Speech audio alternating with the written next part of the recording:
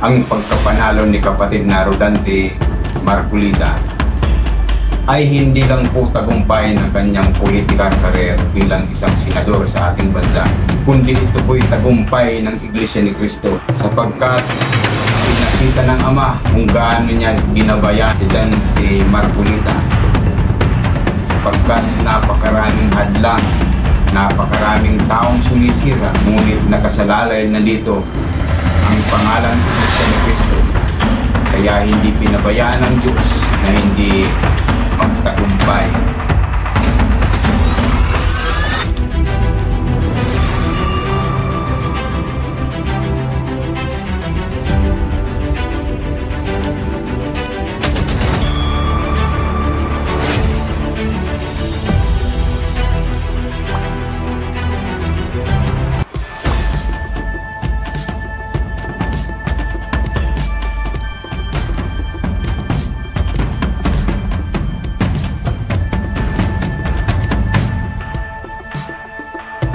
Magandang araw po sa inyong lahat. Luzon, Visayas, Mindanao. Sa lahat na inaabot ng channel na ito, magandang umaga po sa inyong lahat. Medyo matagal-tagal po tayong nakapag-upload dahil napagod po ako itong mga nakaraan dahil nga dito sa handang mga kampanya. Lalo't mainit ang panahon. So maganda naman po yung naging resulta dahil po yung ating ginawa, napagtagumpayan natin to. Kaya masaya po tayong lahat, lalo na sa mga kapatid sa Iglesia ni Cristo. Lalong ipinakita ng Ama ang katanyagan ng Iglesia ni Cristo. Bagamat napakaraming mga pagsubok, napakaraming mga discourage, pero ipinakita ng Diyos kung paano siya tumulong. So bago yan mga kapatid, mga kabayan, medyo relax mo tayo. Shout out muna po tayo, shout out kay Irma Magalier. Ang sabi po niya, happy watching from local of Louisville, Kentucky, USA. Shout out kay Risty, watching from Middle East. Yan. Para hindi naman tayo magmadali ngayon. Relax lang tayo. Napagtagumpayan natin yung ating mga ginawa. Shout out kay Jubina Calusa, mabuhay ang ANC, lokal po ng Baliling, distrito ng Biskaya. Magandang umaga po mga kapatid sa distrito ng Biskaya. Shout out kay Federico Magino, yes, proud ANC, happy viewing from lokal ng Metroville, Santa Rosa City, Laguna. Magandang umaga po sa lahat ng mga kapatid ng Santa Rosa, Laguna. Shout out kay Noel Bandahe, mabuhay kapatid sa Kawan. Shout out kay Manuel Manalastas, proud Iglesia ni Cristo forever and ever hanggang wakas ng sanlibutan, watching from Pampanga North. Magandang umaga po sa lahat ng mga kapatid dyan sa Pampanga North.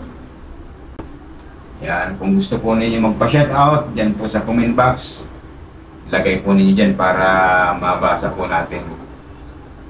So ito na nga po mga kababayan, mga kapatid, yung naging resulta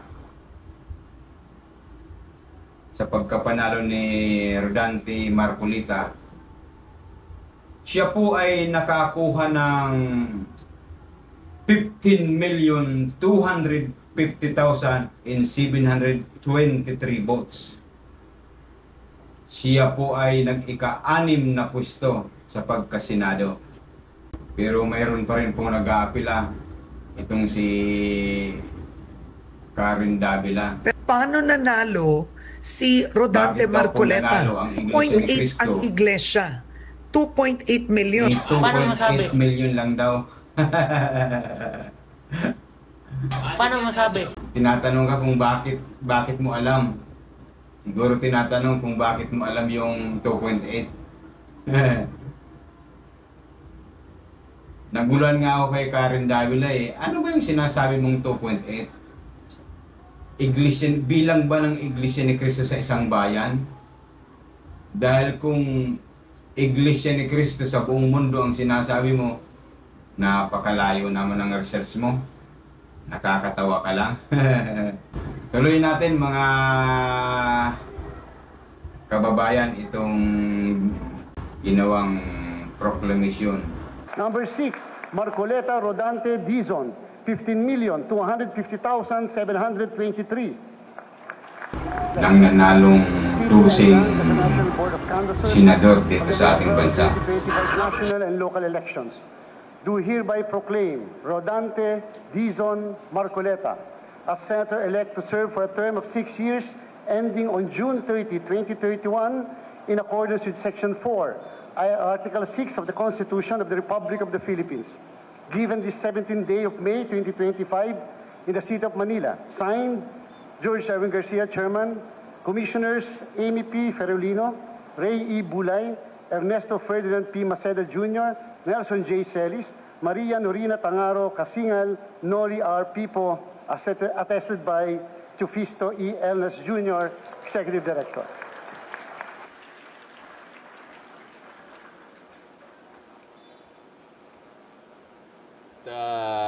Itataas ang kamay ni Senator-elect Rodante Marcoleta ni COMELEC Chairman George Garcia para po sa kanyang pagkapadalo at pagpoproklama bilang bagong senador sa papasok na 20th Congress.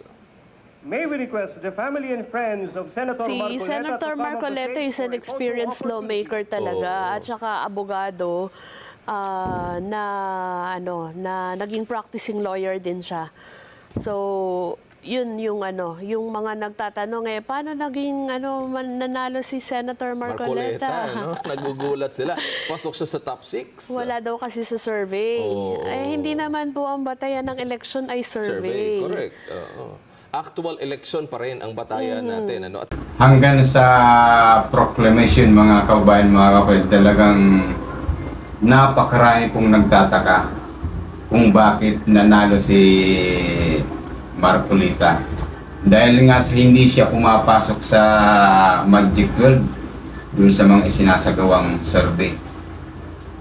Pero sabi nga, malalaman niya pagkatapos ng butuan. Ito na nga.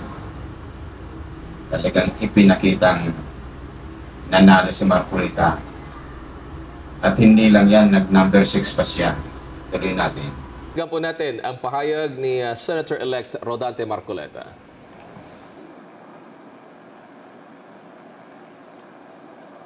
Mga minamahal kong mga kababayan, sa ngalan po ng aking pamilya, ako'y taus-puso pong nagpapasalamat sa natatanging pagtitiwala na ipinagkaloob ninyo sa akin at sa pagkakataong makapaglingkod bilang isang senador ng ating bansa. Ang tagumpay na aking nakamit ay tagumpay po nating lahat. Para sa akin po, ito ay tagumpay na rin ng pag-iral ng demokrasya sa ating bansa. Isang panibagong yugto na nangangailangan ng nagkakaisang pagkilos para sa kabutihan ng ating bansa. Ang pagtitiwalang ito ay hindi lamang katuparan ng isang karangalan na iginawad sa akin. Higit sa lahat, ito po ay sumasagisag sa isang mahalaga ngunit mabigat na pananagutan. Ang paglilingkod ng buong katapatan. Pagsisikapan ko po ito ay aking balikatin. Hanggang sa aking mapatunayan sa inyong lahat na ako po ay karapat-dapat sa ikinaubad ninyong pagtitiwala. Ang kailangan po natin ngayon ay pagtutulungan, hindi hidwaan. Ang kailangan po natin ay hindi paligsahan ng akusasyon, kung hindi paghanap at pagtuklas ng mabisang pamamaraan tungo sa kaunlaran. Ang 6 na taon na ibinigay po ninyo sa akin ay hindi tungkol sa paggamit ng kapangyarihan, kundi sa pangingibabaw ng tapat na paglilingkod na inaasahan at inaasam ng ating mga kababayan. Hindi po ito tungkol sa pansariling kapakinabangan, kung hindi ito ay sa kapakanan at interes ng bawat isang Pilipino. Maraming salamat, Chairman George, at sa buong kawani at mga opisyalis ng Komisyon ng Halalan. Maraming salamat po sa sakripisyo ng aking pamilya. Magandang hapon po sa ating lahat. Nakakatuwa mga kababayan, mga kapatid, na yung pinaghirapan natin, nakita na natin na naproklama na bilang senador ng ating bansa. Ngayon, magtutrubak na tayo. Ipapakita natin kung ano yung mga pinagdaanan natin, ano bang hiwaga na ipinakita ng Diyos kay Marcolita, kung bakit niya natamo, kung bakit niya napagtagumpayan ang ginawa niyang mga pag-iikot sa Luzon, Visayas, Mindanao para maipanalo lang niya ang kanyang ang kanyang kandidatura bilang senador. Bagamat tandaan po ninyo, wala siyang pinansyal. Mahirap 'yun, mga kababayan. Di katulad ng congressman lang, diyan ka lang iikot sa distrito na sasakupan. Pero yung senador, hindi basta-basta to. Luzon, Visayas, Mindanao, iikutin mo. Paano ba nangyari? Paano nagawa na maikot mo ang buong Pilipinas? Ito po sa tulong at gabay ng ating Ama. Panoorin na natin, mga kababayan, mga kapatid. Simulan natin sa una. Ito na po.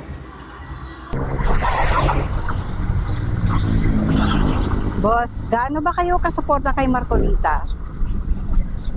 Alam mo kasi ninyo, sa pananaw ko ngayon, matindi tong labanan eh. Yung kay Congressman Marcolita kasi, sa nakikita ko, hindi siya lumalabas sa survey, nakailang survey na, kaya medyo meron tayong kaunting pag-aalala rin sa kalagayan niya. Pero sumasampalataya ako si Marcolita makakapasok to bilang senador. Ang gusto ko lang, nakita ko yung suporta lalong-lalo na sa sarili ko. Kaya medyo talagang tinutulungan ko. Saglit lang muna, mainit, kukuhanin ko muna yung sombrero ko.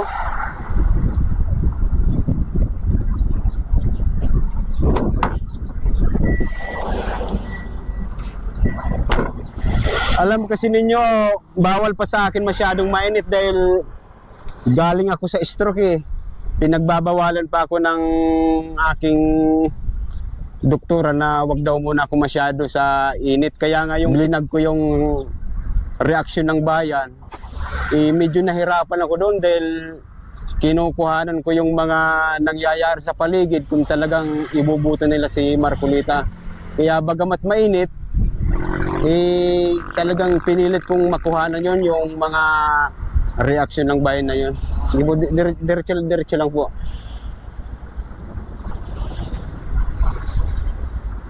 So ngayon, ito na nga tayo. Dapat maging double talaga yung pangangampanya kay Marcolita. Yun nga sinabi ko, yung kinuhanan doon sa reaksyon ng bayan. Dahil tinatanong natin yung mga tao kung talagang ibubutan nila si Marcolita. Nagtaka ako minsan doon sa may terminal ng tricycle. Hindi pa rin kilala si Marcolita. Kaya pag off camera, talagang kinukumbinsi ko yung mga tao na hindi na nakakakilala. 3 lang ang sinasabi ko sa kanila na dapat pwedeng mangyari pag si Marcolita na makaupo. Ano yon? Sabi ko, bababa ang kuryente, bababa ang gasolina, bababa ang tubig. Kaya yun pa lang kako, mga kababayan kong drivers, yun pa lang 3 na yon. Pag yun maging senador na si Marcolita, talagang okay na tayo doon. Kumbaga sa pasada ninyo, nakuha na ninyo ang boundary na agad. So ngayon, dahil mayroon kaming sinasagawang motorcade ngayon, so nauna na ako para maging maayos na yung sitwasyon ngayon. So kaya nag-aabang-abang tayo ngayon kung ano yung pwedeng mangyari.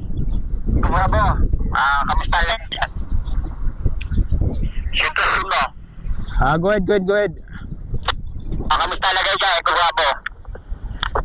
Oscar Kilo naman. Location mo lang, Bravo. Nandito na ako sa malapit sa intersection, yung intersection nandiyan sa may unahan. So ako nang bahala dito, ako na magle-lead car. Ngayon, pagdating doon sa may intersection, ako nang bahala sa mga traffic enforcer. Nakako may dadaan na motorcade ni Marcolita para maging smooth tayo. Yes, copyright. Malapit na rin kami. Patungo na kami dyan sa pinatutungan nyo, sa lugar nyo dyan. 10-4. Pag 7-6 na kayo dito, shot ka na lang sa akin. Pag 7-6 na lang kami dyan, pagka shout ako sa'yo dyan. 10-4. Sige, waiting na lang kami dito. Malapit na rin kami dyan sa location. 10-4. So yan, ituloy na nga natin yung magandang kwentuhan natin. Sa nakikita ko kasi ngayon, dahil nandito tayo sa social media, napakaraming bumabato ngayon, lalong-lalo na sa grupo natin sa ANC, dahil sasabi raw na hindi na daw nagkakaisa, na si Marcolita raw matatalo na. So ang nasa isip ko ngayon, pero hindi matatalo si Marcolita, yun ang pananampalataya ko talaga. Pero ang nasa isip ko ngayon, kapag si Marcolita matalo, hindi lang mapapahiya si Marcolita, kundi mapapahiya ang grupo ng ANC, dahil nakadikit na doon sa pangalan ni Marcolita ng ANC. Kaya pag iniisip ko yun, parang siyempre nag-aalala rin ako. Kaya yung lahat ng makakaya ko para kay Marcolita, ginagawa ko ngayon. Kahit nga sabing pinagbabawalan ako na sa mainit pang lugar dahil galing ako sa stroke, pero mayroon naman mga ganitong may mga punong kahoy, nakakakuha pa tayo ng masilungan. Ginagawa ko yung lahat para makatulong lang kay Congressman Marcolita. Sabi ko nga sa mga close kong ANC, kahiyaan na to. Panatan na natin yung suporta natin kay Congressman Marcolita. Total, nakataya na yung pangalan natin dito eh. Challenge na to para sa atin. Alam mo naman dito sa social media, dami nang pumupukol sa atin na ang pagkakaisa daw nabuwag na. Kaya patutunayan natin ngayon na hindi nabubuwag yung sinasabi nila. Saka ang pangarap ko kay Marcolita sa Magic 12 nila, gusto ko makahati siya. Gusto ko nasa pang-anim siya pag siya makalusot. Pa-anim, paakyat, papunta sa number 1. Doon lang magiging masaya na tayo. Saka inaasan ko talagang mananalo si Congressman Marcolita.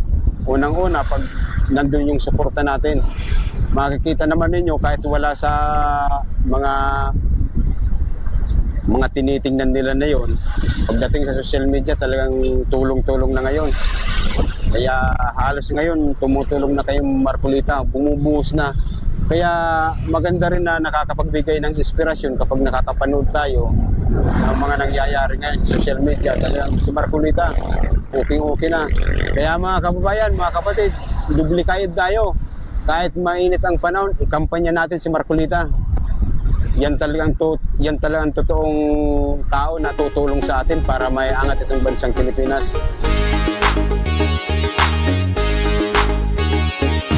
Sa katapangan siya ay nakilala, naglahat ng konkretong ebidensya. Kanyang pinili, makakabuti para sa mas nakararami. Katotohanan pa ang sinabi, di natinag sa mga mapangapi. Di na mabilang patong-patong na problema, mas bumigat dahil sa maling sistema. Huwag kang matakot, heto na ating pag-asa. Hey, Marcoleta! Di na mabilang patong-patong na problema, mas bumigat dahil sa maling sistema. Huwag kang matakot, heto na ating pag-asa. Hey, Marcoleta! Tapang at talino ang kanyang sandata sa inyong balota. Dante Marcoleta! Lalaban para sa bayan, siya ay totoong walang inuurungan. Kampante kay Dante, sa Senado siya ay kailangan. Di na mabilang patong-patong na problema, mas bumigat dahil sa maling sistema. Huwag kang matakot, heto na ating pag-asa. Hey, Meron pa mga analyst, political analyst, sinasabi, hindi, malabo yan. Yun naman ang yung suporta ng iglesia, maliit lang yan, hindi makapagpapanalo kay Kong Dante. Ganun po ang analyst, ang pagpipresenta niya sa taong bayan, Kong Hindi pwedeng ipagkamali yun Hindi naman, ala naman akong daladalang perang ipinamimigay, kaya ako inahabol. Isa pa po yun, isa naman lang kung may pinamimigay ako ng kahit kopya lang, kaya ako inahabol. Hindi sabi ko, pagka ganito yung indication, palagi ko nga may papanalo. Grabe, no? Talagang wala talaga. Wala man lang naibigay kahit wala man lang naibigay na abot kahit tubig man lang sa sa motorcade. Hindi katulad ng iba dyan, talagang pera-pera talaga. Pero si Marcolita, kinain niya nga lang kopya Sa kanya lang yung kopya. Tuloy natin. Tuloy natin.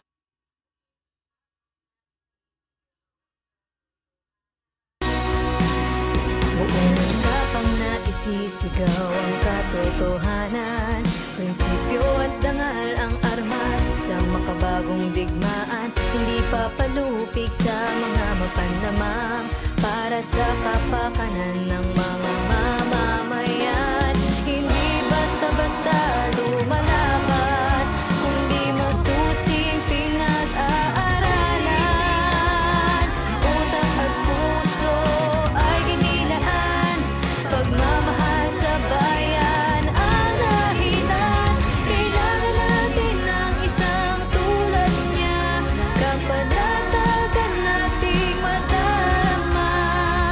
Tira isang ama na kahit sinong kaaway ipagtatanggol ka, di na dapat mangamba.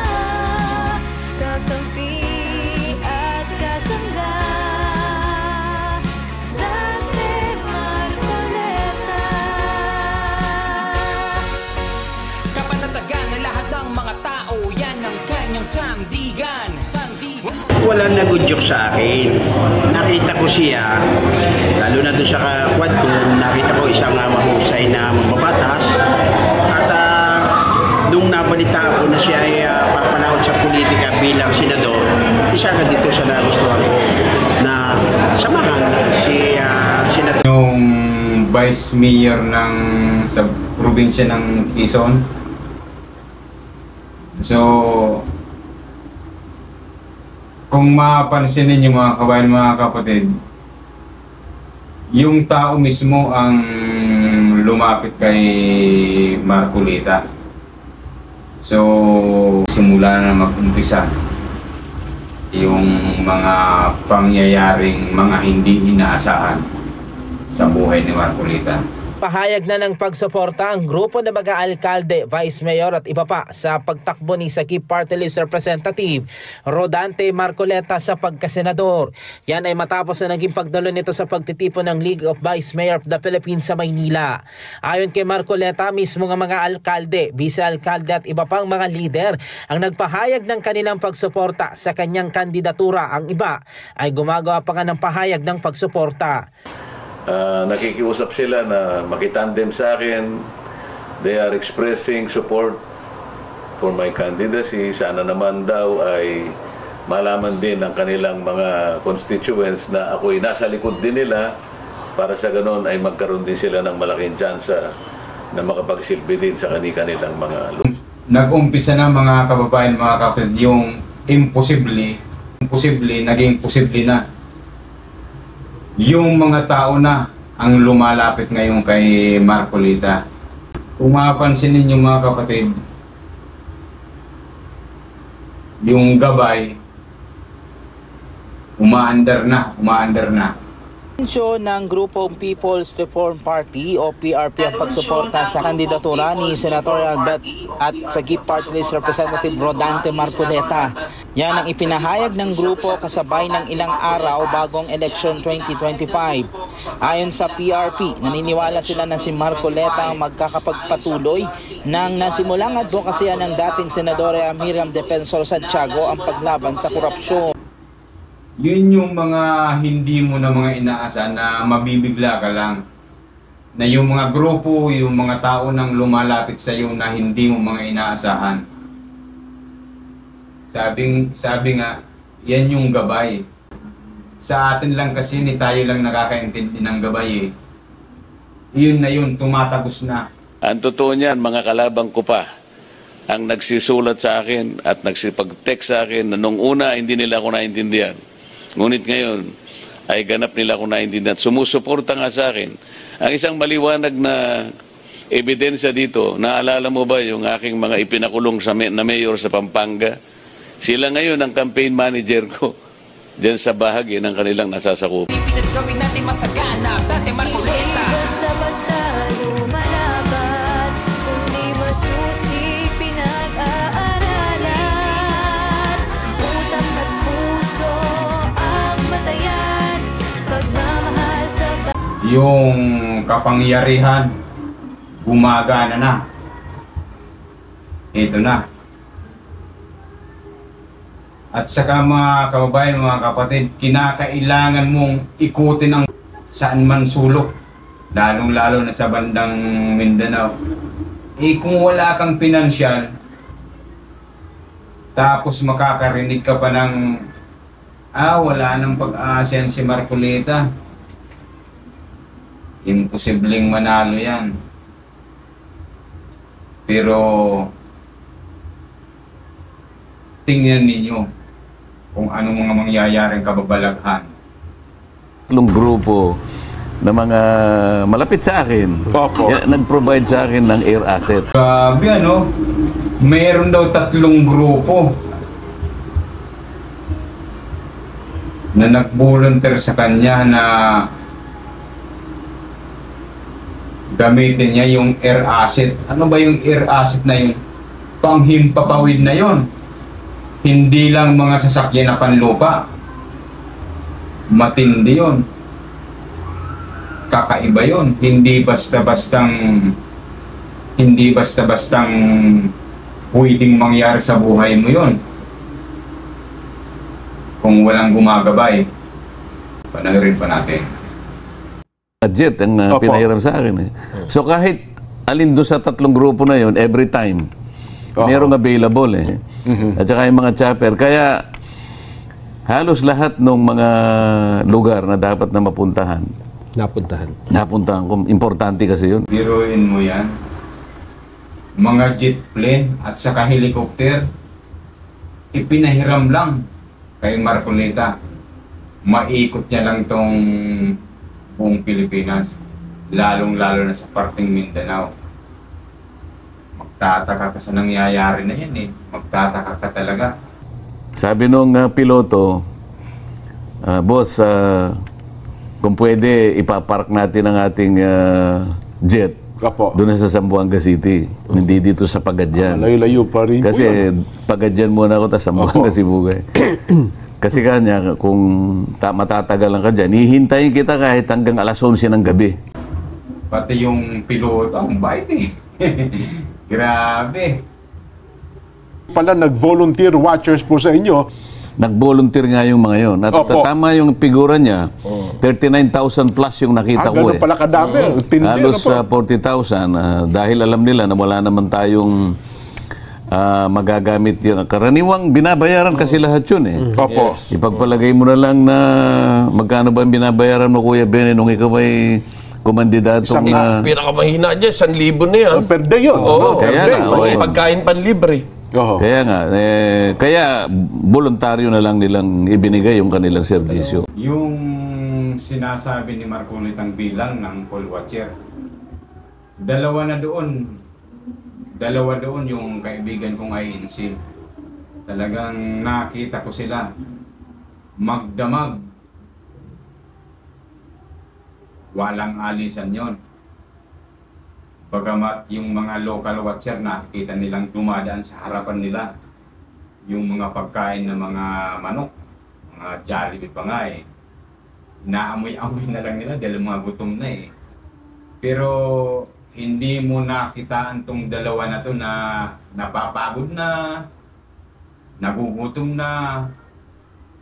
Ngiti lang ang nakikita mo sa kanila dahil masaya silang tumutulong kay Marcoleta bilang volunteer.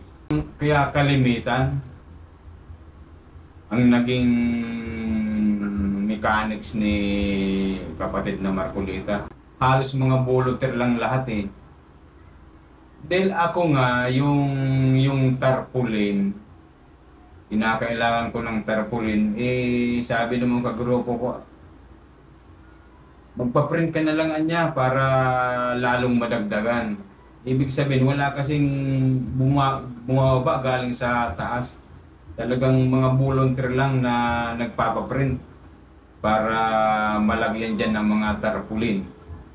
Yun nga maliit na tarpaulin na ginamit ko dun sa reaksyon ng bayan. Yung vlog ko doon. Eh yung tarpaulin na yun, naghanap pa ako nun dahil wala na akong makita eh. Nakita ko yan doon sa Cavite.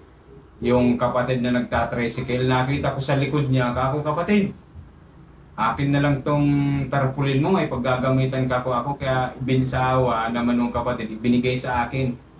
Hindi niya alam, gagamitin ko na sa pag-vlog.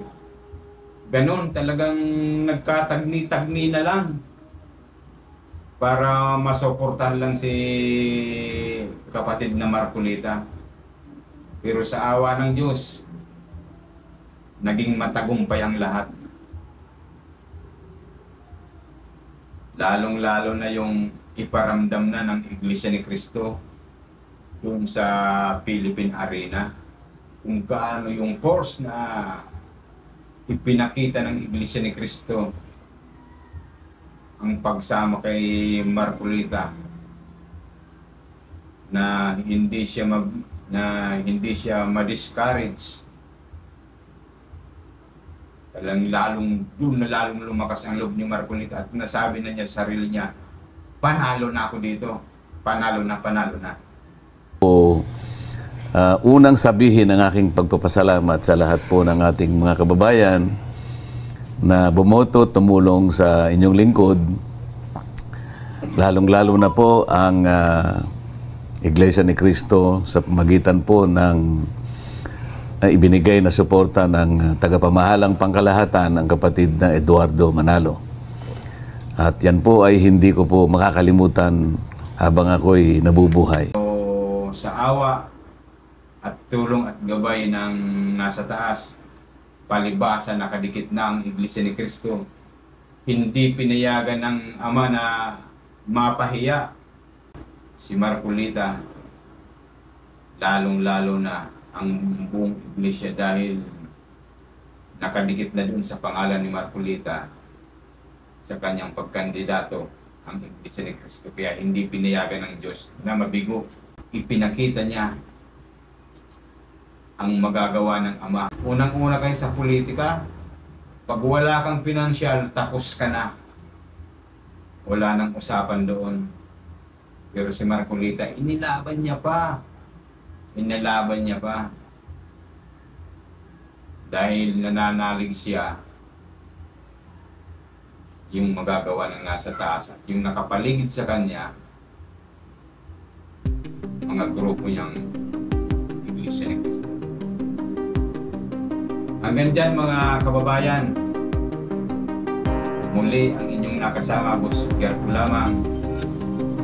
Muli, magandang umaga po.